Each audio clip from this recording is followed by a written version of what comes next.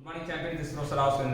நம்ம கூட யார் இருக்காங்கன்னா நிவேதா இருக்காங்க. Nivetha is a technical champion for preparing aspirant for motor vehicle inspector. So என்ன பார்க்க போறோம்னா ஃபர்ஸ்ட் எந்த ஒரு எக்ஸாம் ப்ரிப்பேர் பண்ணும்போது வந்து நமக்கு previous year question அனலைஸ் பண்ணணும். So previous year question analyse தான் நம்ம பண்ண போறோம் இப்போ. So ஒரு 5 questions நம்ம கிட்ட கொண்டு வந்திருக்காங்க. அந்த 5 questions வந்து நம்ம அனலைஸ் பண்ணி நம்ம என்னன்னு தெரிஞ்சுக்க போறோம். First question. First question என்ன சொல்றாங்க, dash is a 3D object consists of set of points together with the edges connecting various paths. So dash is a 3D object consists of set of points together with the edges connecting various paths. So நமக்கு வெவ்வேறு modelling இருக்கு. Modelling அப்படினா wire frame modelling, surface frame modelling, solid frame modelling, hybrid frame modelling. ஒரு set of points வச்சு நமக்கு edges வச்சு connect பண்ணாங்க. பாயிண்ட்ஸும் எட்ஜஸும் மட்டுமே பயன்படுத்துறாங்க அப்படின்னா வந்து அது வயர் ஃப்ரேம் மாடலிங் அப்படின்னு சொல்லலாம். ஸோ வயர் ஃப்ரேம் மாடலிங் தான் வந்து நம்ம என்ன பண்ணுவோம் அப்படின்னா இதில் கீவேர்டு என்னன்னா பாயிண்ட்ஸ் அப்புறம் எட்ஜஸ்.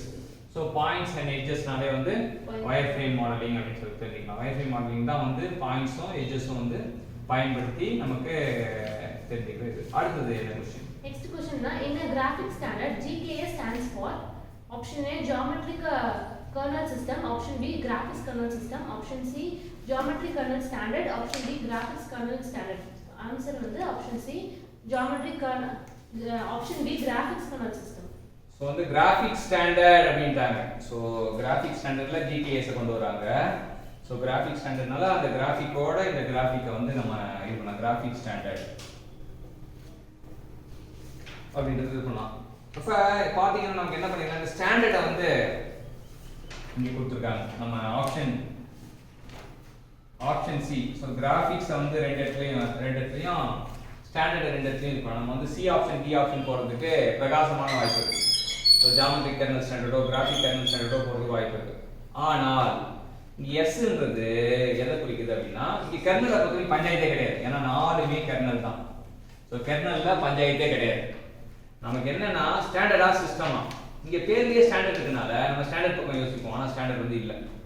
சிஸ்டம் தான் கரெக்டான ஆன்சர். Graphics kernel system. இது ஆப்ஷனை வடிவமைச்சவங்க வந்து ரொம்ப அறிவாளி. ஏன் அப்படின்னா அந்த எப்படி தான் தப்பான வச்சிருவாங்க. எல்லா ஆப்ஷனையும் பார்க்கும்போது ஒருவேளை இதுவா இருக்குமோ, ஒருவேளை அதுவா இருக்குமோ, ஒருவேளை இதுவா இருக்குமோ, அதுவா இருக்கும்னு சொல்லிட்டு எக்ஸாம் முடிகிற வரைக்கும் நமக்கு ஆன்சர் பண்ண முடியாது. ஸோ ஃபர்ஸ்ட் கிராஃபிக்னால கிராஃபிக்ல தீர்ப்பு போடுறோம். கர்னல் வந்து காமனான விஷயம். ஆனா இந்த ஜிடிஎஸ்ல வந்து எஸ்ன்றது சிஸ்டம் அப்படிங்கிறது தெரியும். எஸ்ன்றது சிஸ்டம். அப்போ கிராஃபிக்ஸ் கர்னல் சிஸ்டம் தான் வந்து நம்ம தெரிஞ்சுக்க வேண்டியது. ஸோ இந்த மாதிரி ஒவ்வொரு கேள்வியும் நுட்பமாக யோசிச்சா மட்டும்தான் காம்படிட்டிவ் எக்ஸாம் கிளியர் பண்ண முடியும். காம்படிட்டிவ் எக்ஸாம் கிராக் பண்ணுறதுக்கு ஒவ்வொரு கேள்விக்கும் அதுக்குரிய நேரத்தை பிடிக்கணும். சில கேள்விக்கு 30 செகண்ட் போதும், சில கேள்விக்கு 1 நிமிஷம் தேவைப்படும், சில கேள்வி 10 நிமிஷம் யோசிக்கணும், சில கேள்வி வந்து 20 நிமிஷம் யோசிக்கணும்.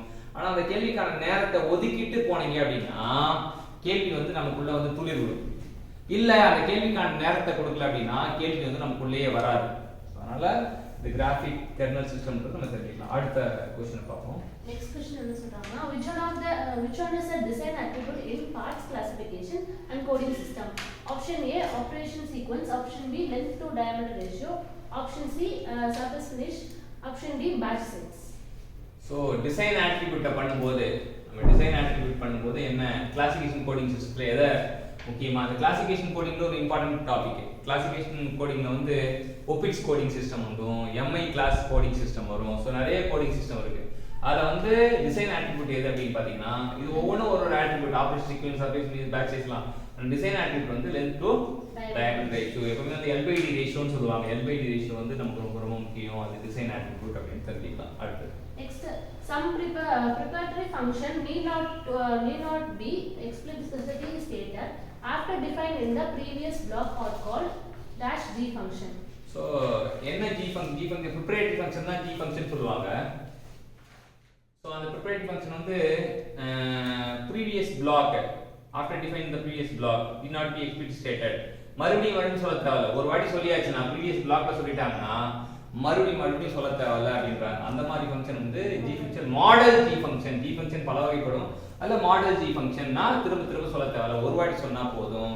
திரும்ப சொல்ல வேண்டிய ஃபங்க்ஷன் இல்லாத மாடல் ஃபங்க்ஷன் அப்படின்னு தெரிஞ்சுக்கலாம். So option is model. Next question, primitive instance or combined using the Boolean set operation to create complex object is called dash Option A, constructive solid geometry. Option B, boundary representation. Option C, all of the above. Option D, none of the above. So இப்போ ரெண்டு ஒன்றாவது ப்ரிமிட்டிவ்னா ஒரு பேசிக்கான விஷயத்தை வச்சு complex துண்டா வச்சு கட்டற மாதிரி தான்.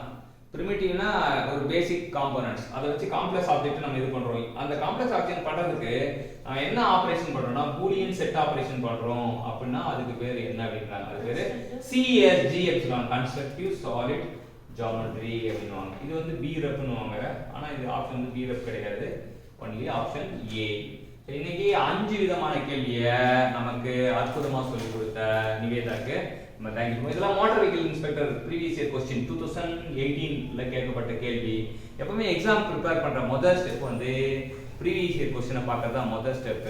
அந்த முதல் ஸ்டெப்பை கரெக்டாக முடிச்சா மட்டும்தான் எக்ஸாமுக்கு ப்ரிப்பரேஷன் ஸ்டார்ட் பண்ணுறதுக்கு எலிஜிபிள் ஆகும். ஸோ அந்த விதத்தில் இன்னைக்கு நிவேதா வந்து மோட்டார் வெஹிக்கிள் இன்ஸ்பெக்டர் ஆகுதுக்கு ரெடி ஆயிட்டாங்க. ஸோ அவங்களுக்கு ஆல் தி பெஸ்ட் சொல்லுவோம். ஸோ 5 கொஸ்டின் கற்றுக் கொடுத்ததுக்கு நமக்கு தேங்க்யூ சொல்லுவோம். தேங்க்யூ.